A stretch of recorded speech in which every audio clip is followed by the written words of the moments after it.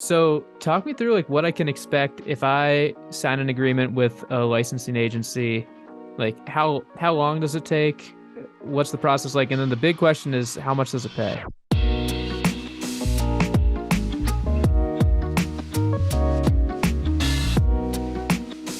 Right. Well, we really can't tell you all those answers because there's not. And my husband the other day, he's like, "So you release this music, and when are you going to get your first placement on this one song that released yesterday?" And I was like, "It doesn't work like that, dude. Like, it's not like the return on your investment is just 6 months from this date, you know?"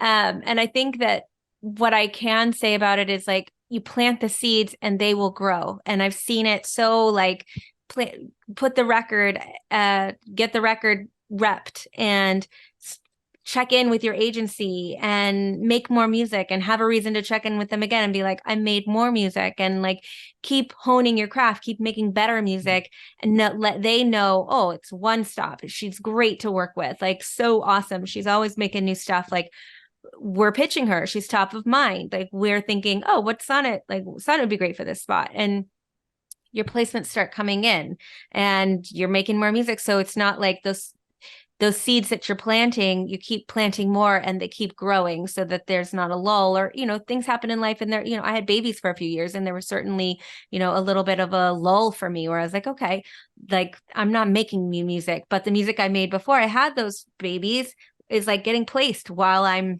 going into labor. Like it, like literally, like I like forgot to sign my name on something one, and like 6 months later they're like, you need to sign this. And I realized like it was the day I went into labor. I was like, that's why. Like I was totally out to lunch. Sorry about that, but like very cool at the same time. Like things are, the seeds you plant today are going to grow tomorrow. So just keep showing up. And in terms of like what to expect when you sign, they're going to ask you for lyrics. They're going to ask you for instrumentals. They're going to ask if you have TV mixes, the vocal versions. And then it's always great if you have your stems, like practically speaking, please Hmm. get your stems. You don't need to send them to your agency. Probably they don't want to have them necessarily right then, but they do want to know that you have access to them so they can send you, be like, hey, can you shoot over your stems? And you can just shoot them over, a drive with them on there. They'll ingest you into their system. Every agency is a little bit different. Some are like forward facing and you can see the artist and some of their songs. Sometimes they just list you. Sometimes you can't really see all the roster of artists that they represent.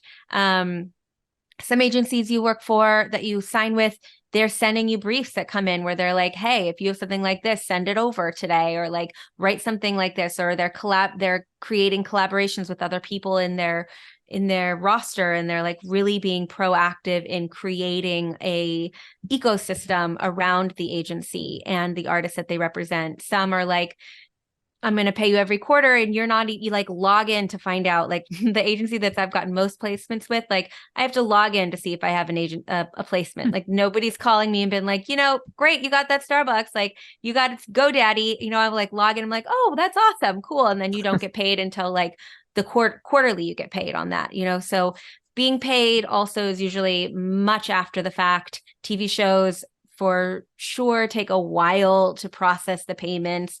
And that's across the board, not just for musicians, but like everybody who works in TV. From my understanding, it just takes a while to get those payments to come through, and you have to stay on top of it, which is another reason why you have an agency, so that they can stay on top of it for you and make sure that like you're getting paid what you're supposed to get paid in somewhat of a timely manner. TV usually pays less than ads, but it really depends because Hmm. ads can look like it's an Instagram ad, it's a regional ad, it's a television spot. Most TV spots don't pay as much, but then you have back end that comes with TV spots sometimes. So in general, ads can be a really great payday, and TV can be great exposure and great back end. So I think, whatever it is that you're getting is awesome, and just keep making great music, keep surrounding yourself with people who are eager, like-minded, making great music, staying informed, doing your research. What are other cool ways of saying what is being needed? And keep planting the seeds. Like that's what I tell myself. You know, this year for me is like I'm planting the seeds. I'm just putting out a record. I'm making a bunch of new music for my agency, and you know, next year those seeds will grow. So we ebb and flow in life. We can't always be like reaping it. And also there was a strike this year, so that's been a big, it's had a Right. big effect on the placement world or sync world, from the artist to the supervisors. You know, the supervisors were definitely feeling that. I mean, of course everybody is, but in terms of sync, so there's an ebb and flow, and it's just staying in it, knowing why you make music, surrounding yourself with people who love making music too. And that way it's like when it does happen, it feels like, doesn't feel so life and death, because you've got like, I'm just going to keep planting. It'll keep growing. I'm surrounding myself with people who make this process enjoyable and achievable.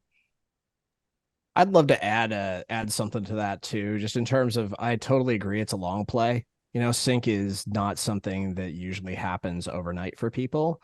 Some people are really seemingly fortunate when it comes to that. But I would say, like, if you want to make money in sync and you really want to speed up that process, it's really about, you know, making sure that your stuff is super high quality, picking the right partner.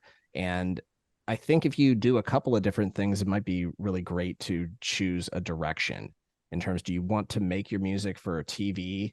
Do you want to really focus on ads?